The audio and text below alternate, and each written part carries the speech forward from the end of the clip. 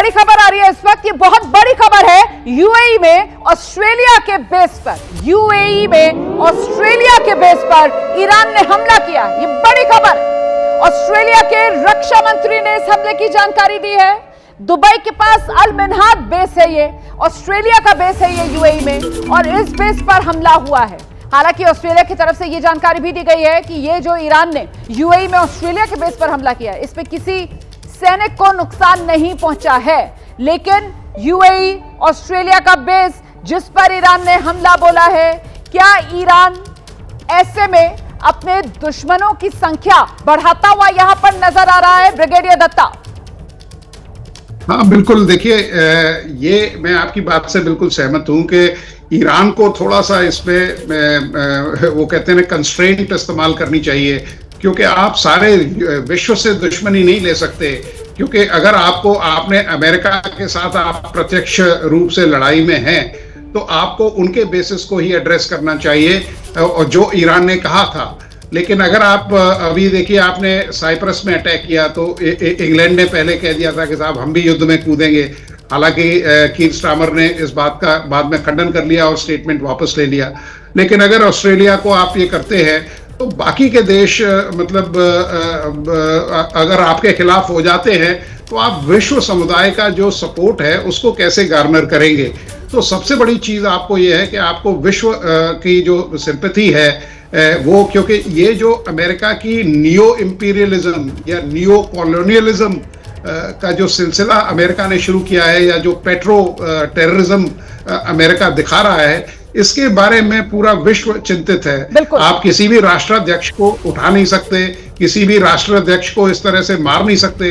अगर आपको ये लग रहा था कि आपको 45 या 47 साल लगेंगे ये पता करने के लिए कि साहब ईरान दहशतगर्दी और दहशतगर्द ऑर्गेनाइजेशंस को, तंजीमों को सपोर्ट कर रहा है, तो आपको पहले ही पुनिटिव एक्शंस लेने चाहिए। या अमेरिका को पाकिस्तान में दहशतगर्दी नहीं दिखाई देती है, भारत जिसका दंश झेल रहा है। तो ये जो मैरिज ऑफ कन्वीनियंस है अमेरिका की, वो बताती है कि किस तरह से अमेरिका मतलब अपने जब तक उसके इंटरेस्ट सर्व करता है कोई नेशन, तब तक तो उसको खूब सपोर्ट किया जाता है। मतलब अगर पाकिस्तान की तो तारीफें करते थकते नहीं है डोनाल्ड ट्रंप, और अभी जब अफगानिस्तान और पाकिस्तान के बीच वो तनातनी चल रही है, तब भी पाकिस्तान मतलब बिल्कुल ऐसा फूल सा बेटा पाकिस्तान। ये हालत अमेरिका ने पाकिस्तान की कर रखी है। डोनाल्ड ट्रंप साहब का बस नहीं चलता है कि वो अपनी एक गोद में उठा लें मुनीर को, दूसरी गोद में वो शहबाज शरीफ को लेकर घूमे। उनको इतना लाड प्यार दुलार जो है वो अमेरिका डोनाल्ड ट्रंप का पाकिस्तान को लेकर। और सर बहुत सटीक बात आप कह रहे हैं,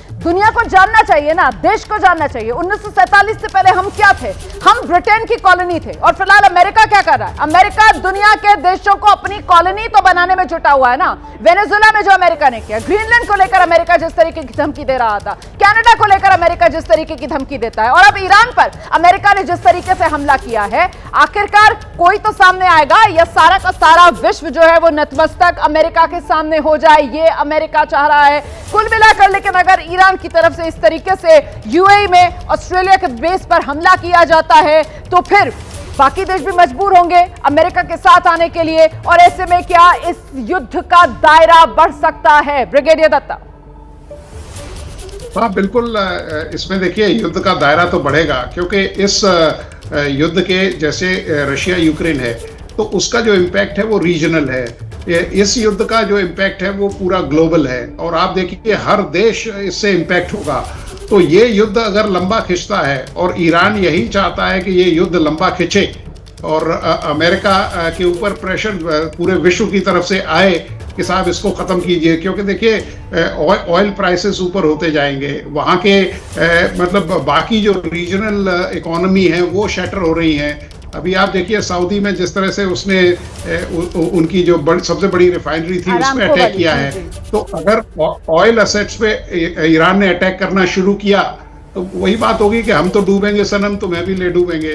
क्योंकि अब ईरान के पास कोई बहुत ज्यादा कुछ खोने को है नहीं, तो वो ये चाहेगा कि साहब अगर एक या दो ऑयल वेल्स में आग लगी, तो इनके जितने भी संसाधन हैं वो सारे खत्म हो जाएंगे। टूरिज्म आप देखिए यूएई का बिल्कुल मतलब ठप हो गया। हालांकि यूएई सरकार ने ये काफी आश्वासन दिया है लोगों को कि जितने दिन आप होटल में रहेंगे हम आपका खर्चा उठाएंगे, हम आपको सुरक्षित यहाँ से भेजेंगे। तो एक वो वेलकम स्टेप है। लेकिन ईरान ने अपना जो कहते हैं ना शॉर्ट टर्म जो एम था वो अचीव कर लिया है कि यूएई की इकोनॉमी जो सबसे ज्यादा सपोर्ट कर रहा था अमेरिका को, उसको हिला के रख दिया है। पुतिन साहब ने भी अभी यूएई के जो अमीर हैं उनसे बात की है। तो ये चीजें बताती हैं कि किस तरह से इकोनॉमिक ब्लॉकेज पूरी गल्फ कंट्रीज का या मिडिल ईस्ट का होगा। बिल्कुल, युद्ध भले इस क्षेत्र में हो रहा हो लेकिन इसका प्रभाव जो है वो पूरी दुनिया तक पहुंचे, पूरी दुनिया इसको महसूस करे। फिलहाल ईरान जो है वो इसी रणनीति पर आगे बढ़ा है और इसी वजह से चाहे वो स्ट्रेट ऑफ हॉर्मुज हो जिसे पूरी तरीके से बंद करने का दावा ईरान की तरफ से कहा जा रहा है। ईरान कह रहा है हम एक बूंद तेल की यहां से गुजरने नहीं देंगे। और देखिए किस तरीके से, क्योंकि इस क्षेत्र के अंदर वो युद्ध छिड़ा हुआ है, ऐसे में हवाई स्पेस वो बंद है और लाखों की संख्या में लोग हैं जो यहां खाड़ी के देशों में फंसे हुए हैं।